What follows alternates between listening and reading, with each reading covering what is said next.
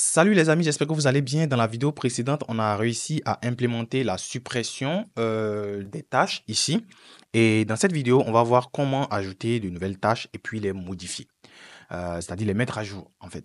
Donc ici, on sait comment supprimer. Là, le bouton marche. Je ne vais pas supprimer pour économiser des tâches. Voilà, donc ici, si je clique, voilà, on a réussi à supprimer une tâche. Et là, ce qui est intéressant, c'est qu'on va pouvoir ajouter des tâches directement depuis notre interface après cette vidéo. Donc, ce que je fais, c'est que je vais faire d'une pierre deux coups, c'est-à-dire modifier la tâche en me servant du formulaire ici. Et je vais vous montrer rapidement comment c'est pour économiser du code. Donc, la page détail, c'est la page qui va nous permettre de modifier comment dire, une tâche à travers notre tâche forme.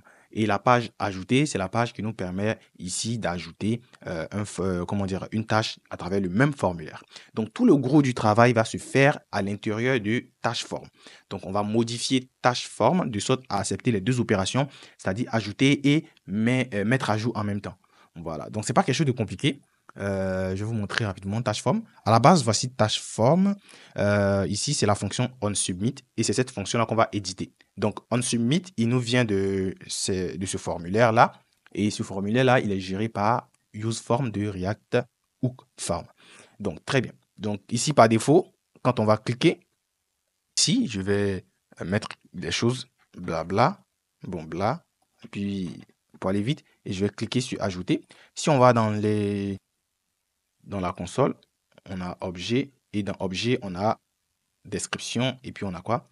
On a Titre. Alors, Objet, c'est quoi concrètement? Objet, en fait, c'est data. Vous voyez, donc c'est donné automatiquement avec la configuration de React Hook-Form. J'utilise des composants de chez ChatCN, donc vous pouvez aussi aller voir ce ChatCN. C'est vraiment simple à mettre en place. Très bien. Alors, on va passer à l'implémentation de nos deux méthodes depuis tâche forme et puis après remonter sur les composants parents. Très bien. Donc, qu'est-ce qu'on va faire concrètement? Premier élément, on va vérifier une condition. Donc, on va faire if. Et dans ce if-là, on va faire default value.id. Donc, on va vérifier est-ce que on a default value et est-ce qu'il y a un ID. Pourquoi? Parce que default value ici sera passé en propre par défaut étant vide. Donc, dans le cas où ça sera un ajout, ici, le props n'est pas passé, donc il va être considéré comme vide. Mais dans le cas où ça sera une modification, ici, là, on va appeler notre tâche en question qui doit être modifiée et puis passer le default prop value ici avec la tâche. Donc, si la tâche a été récupérée ici, elle va implémenter le cas où c'est une mise à jour. Donc, c'est ce qu'on est en train de faire actuellement. Donc, dans le cas où c'est une mise à jour, qu'est-ce qu'on va faire? Déjà, n'oubliez surtout pas de mettre la fonction en tant que fonction asynchrone, puisqu'on va utiliser Supabase, donc il va falloir utiliser await.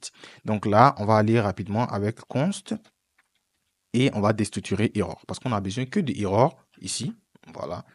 Et là, ça sera égal à await, voilà, de Supabase. Supabase qu'on va importer depuis notre Supabase ici. Et une fois qu'on a importé Supabase, on va partir avec les méthodes qu'on connaît très bien, from, pour définir la table à utiliser. Donc, dans notre cas, ici, c'est tâche. Et ici, quelle opération qu'on va effectuer? C'est une opération de... Donc, on va faire update. Et notre update va se comporter comment? On va faire update sur quel champ et quel champ? Donc, on va faire update sur titre. Et titre nous vient d'où? Il nous vient de data. Voilà, notre data qu'on a passé ici, point titre. Vous voyez un peu? Voilà, parce que quand on voit, donc ici, on a data titre. C'est l'objet qui est data. Et puis, on a titre et on a description. Donc, ici, ce sera data.titre. Et puis, on aura ici un deuxième champ, description. Attention, il faut que je fasse attention à ce que j'écris. Et on a description ici, voilà, qui sera de data.description. Voilà, pour aller vite. Maintenant, une fois qu'on a fait ça, une fois qu'on a terminé ça, on va faire EQ. Et le EQ va nous permettre, attention, oh là là, point EQ. Voilà, une fois qu'on a fait ça, le EQ, on va définir l'élément. Donc, qui on modifie concrètement? parce qu'il faut identifier celui qu'on modifie. Et cet élément-là, on va l'identifier dans notre cas ici, grâce à l'ID, ça sera default ici, .id. Donc, on a vérifié qu'il y avait un ID, n'est-ce pas, ici. Donc, c'est celui qu'on va utiliser ici. Une fois qu'on a fait ça, on va maintenant passer à notre condition d'erreur. Donc, on va vérifier s'il y a une erreur. Donc, if error. Donc, s'il y a erreur, voici ce qu'on peut faire. On peut juste loguer directement dans notre console. Erreur lors de la mise à jour. Attention, c'est une question de français. Ouh là là. Et puis, on va passer erreur. Très bien. Maintenant qu'on a ça, si il n'y a pas d'erreur, qu'est-ce qu'on fait? Directement, on va retourner. Attention, s'il y a erreur, moi, je préfère retourner quelque chose ici. On va retourner vide. Et tout. S'il n'y a pas d'erreur, donc else, on peut y aller. On va faire un petit console log pour s'amuser, pour dire que la tâche, bon, on va pas se casser la tête, on sait que tâche va prendre accent chapeau, c'est pas notre problème, on a écrit simplement depuis, c'est le français les gars, donc a été, oula, mise à jour. Très bien. Vraiment, pardonnez-moi pour tout ça, c'est du français. Et une fois qu'on a fini de faire ça, c'est pas encore terminé, on va faire navigate. Voilà. Attention, navigate. Et navigate vers où? Il faut que j'écrive bien ce navigate là pour ne pas qu'il y ait erreur.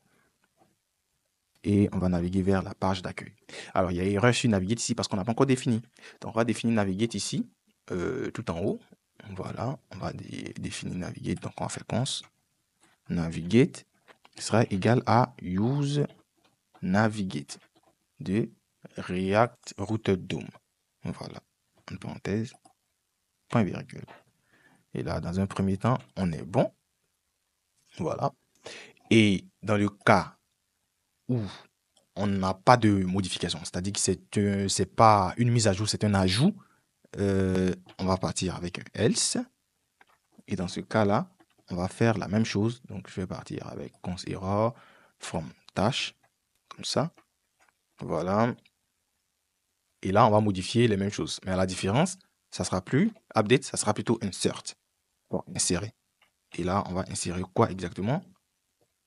Accolade. On va récupérer les mêmes éléments parce qu'on va insérer les deux éléments avec le même champ. Comme ça. Data. Et s'il y a erreur, qu'est-ce qu'on va faire? S'il y a erreur, on va faire la même chose. Moi, je vais recopier tout ça. Voilà. Voilà, on est bon. Et là, on va changer quand même. Erreur lors de la création. Lors de la création. Voilà. Et puis ici, la tâche a été créée. Voilà. Je crois que c'est une tâche créée. Voilà. C'est bon. Là, je suis très fort. Voilà, si je fais des fautes après, désolé, hein, les gars. Très bien. Donc là, une fois qu'on a fini de faire ça aussi, on navigate. Donc là, je pense qu'on est bon pour le composant ici. Super. Alors, on va maintenant aller directement dans notre composant détail. Parce que dans ajout, on n'est pas obligé de faire quoi que ce soit. Mais dans détail, si, on doit faire quelque chose. Alors, dans détail, qu'est-ce qu'on va faire? Dans un premier temps, il va falloir qu'on définisse en fait notre ID. Regardez un peu, si je vais dans App, ici, vous allez voir que pour aller sur Détail, lorsqu'on va cliquer sur Modifier, par exemple, ici, je reviens ici, lorsqu'on va cliquer sur Modifier, on doit être amené sur ce lien-là. Vous voyez? On doit être amené là-bas. Donc, on va implémenter ça directement. Vous allez voir tout à l'heure. Donc, on va sur Tâche ici et on va aller sur Modifier. Modifier. Et là, par exemple, quand on va cliquer sur Modifier, on clique ici, deux points. Et là, on va passer une fonction comme ça. Et on va utiliser la même chose, use navigate, ici aussi, dans Dash. Donc, je vais rapidement l'importer, comme ça. Comme ça. Et puis, attention, c'est pas là qu'il faut, c'est ici. Et là, on va importer celui-là, plutôt ici. Voilà, donc on va faire navigate. Voilà, donc navigate. Et navigate vers où? On va naviguer vers... On va passer un... Voilà. Et on va partir vers détail pour aller bien, pour que ce soit vraiment bien. Ici, on va partir. On va faire détail. Donc, tâche. Je vais faire détail. Et ici, on va remplacer, vu qu'on est dans un template string, on va avec tout là, accolade. Et là, on se rend compte que dans tâche, ici, on peut récupérer l'ID. Donc, on va récupérer l'ID ici à travers tâche.id. Je pense qu'on est bon. On peut tester. Si je fais modifier, automatiquement, je suis sur détail 1. Vous voyez, ça marche très bien. Donc, ce qu'on va faire maintenant, c'est qu'on va aller sur détail. Et là, qu'est-ce qu'on va faire? On va récupérer l'élément dont l'ID a été passé directement dans le lien ici, le 1, pour pouvoir utiliser ces informations et remplir notre description et notre titre. Maintenant, si ce n'est pas le cas, que nous sommes dans le cadre d'ajout, on ne va rien remplir.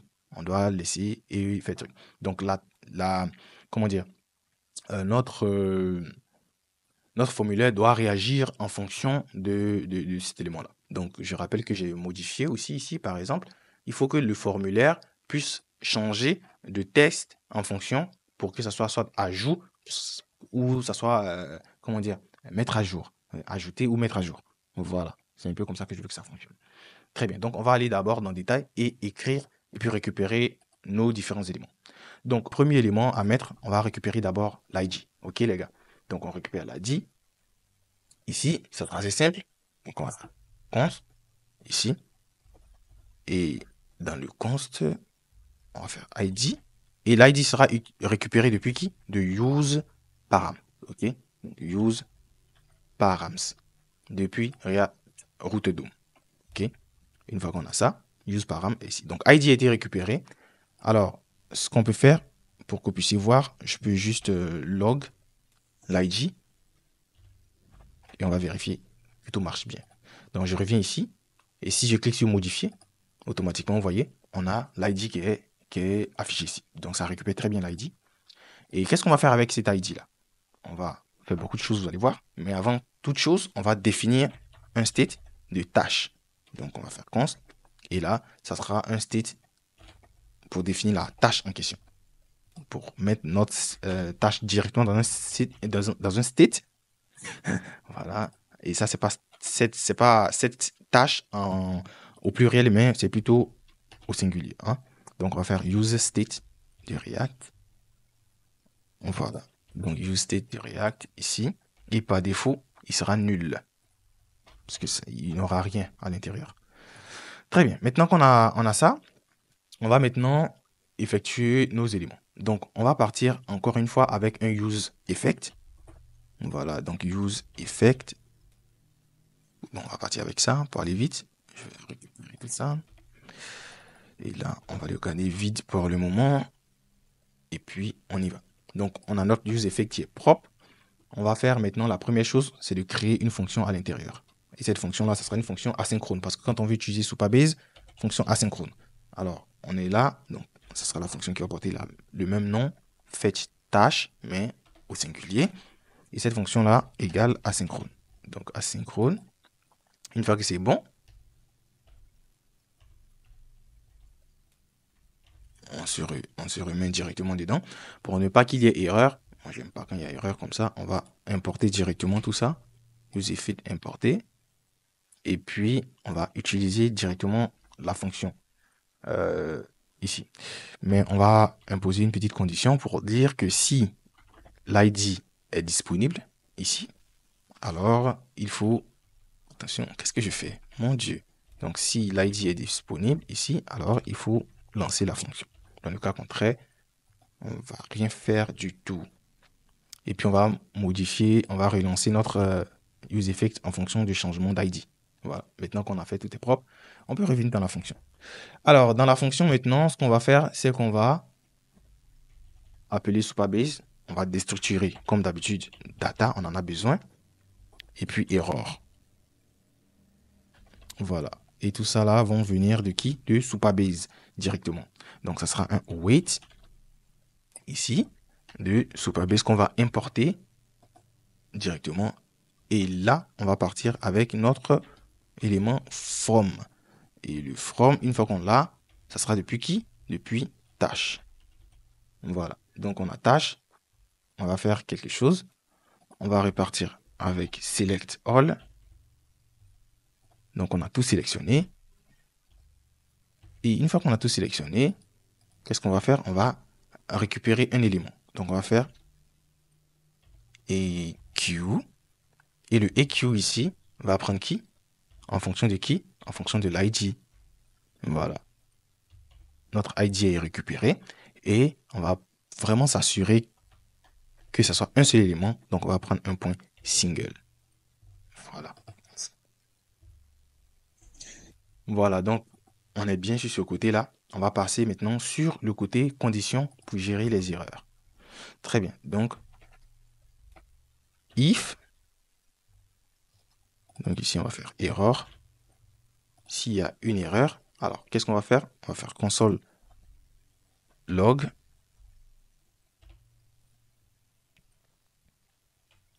error lors de la récupération de la tâche. Ok, donc on est bon. Voilà, et puis on peut afficher l'erreur ici. Error. Voilà, 2 points ici pour que ce soit joli. Et dans le cas contraire, s'il n'y a pas d'erreur, qu'est-ce qu'on va faire? Else, s'il n'y a pas d'erreur, on va utiliser cette tâche. Cette tâche ici, et on va assigner notre tâche à l'intérieur. Et notre tâche, c'est qui? C'est data. Notre data qui vient d'ici. Très bien. Maintenant qu'on est bon sur ce côté-là, il reste à utiliser cet élément. Donc je sauvegarde, et puis il va falloir qu'on utilise cet élément. Alors, l'élément tâche ici, c'est la tâche qui sera insérée directement dans notre détail. C'est-à-dire la tâche pour laquelle l'ID est 1 et qu'on a récupéré à travers le useEffect. Donc on insère ici et vu qu'on a inséré grâce à cette tâche, automatiquement la tâche prend la valeur. Donc c'est ici qu'on va l'utiliser. Alors, premier élément, il faut qu'on l'utilise déjà pour vérifier si on doit soit afficher tâche forme ou bien afficher qu'il y a un chargement en cours. Voilà, donc je vais faire comme ça. Donc je vais faire tâche pour dire si tâche existe, alors il va falloir que tu affiches tâche forme. Tâche forme ici, comme ça. Voilà. Excusez-moi pour le temps. Et dans le cas contraire, il va falloir qu'on affiche quelque chose d'autre. Et pour ce fait, on va partir avec un P. Voilà. Et là, on pourra mettre, par exemple, peut-être chargement en cours. Voilà. Donc, chargement en cours. Voilà. Et là, il va falloir ajouter un pass name, quelque chose de beau, par exemple, selon muted. Et puis, oula, du CSS, mon gars. Et ensuite, on peut mettre, par exemple, bon, c'est bon, on va pas se casser la tête, les gars. Très bien, donc je pense qu'on est bon. Et là, on peut actualiser, par exemple. Très bien, donc là, tout marche.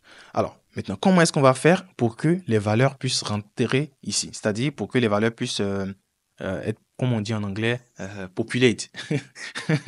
Voilà, pour drainer en fait les valeurs, pour hydrater les différents champs des valeurs. Ah, c'est le thème technique.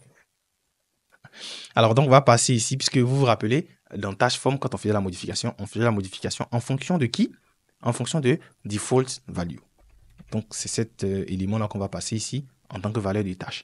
Donc, je viens dans détail. Et ici, je vais faire default value. ici, et ça sera égal à qui? À tâche simplement. Et je ferme. Et si tout s'est bien passé et qu'on a Dieu derrière nous, tout doit pouvoir bien fonctionner. Alors, on va essayer d'actualiser pour voir. Tada! Tout marche bien. Super. Donc, on a pu récupérer les éléments. Donc, ça marche. On peut très bien mettre à jour. Donc, je reviens hier. Voilà, ça marche. Et bon, on va pas supprimer, on en a. Et là, qu'on vient d'en ajouter ici, on n'a rien. Donc, on va essayer d'ajouter quand même quelque chose. Une nouvelle tâche. Je voulais dire un nouvel élément, mais une nouvelle tâche. Voilà, très bien. Et puis, bla, bla et bla. Une fois que c'est bon là, on va cliquer. Oula, ça marche. La tâche a été créée avec succès. Très bien les gars. Donc je pense que c'est bien. Et si on essaie de modifier, par exemple ici, nouvelle tâche, modifier de 10, de 120 par exemple, et on sauvegarde. Ouh là là, ça marche. On actualise et tout marche bien. Donc là, on a modifié qui marche, supprimer. On va essayer de supprimer pour voir. Supprimer, ça marche. Et puis on va ajouter une nouvelle tâche. Là, nouvelle tâche. La description de la nouvelle tâche. Sauvegarder. Très bien. Donc vraiment, je pense que tout marche bien. On va s'arrêter ici pour aujourd'hui, les gars. Et si vous aimez bien cette série de vidéos, abonnez-vous, les gars, partagez, likez et puis commentez pour poser d'autres questions, les gars. Merci beaucoup. On se prend dans une prochaine vidéo dans laquelle on va parler de comment activer la fonctionnalité de marquer comme terminé et de filtrer les éléments pour que les éléments puissent s'afficher comme ça dans terminé ici. Merci beaucoup et bonne journée à vous. Ciao, ciao, les gars.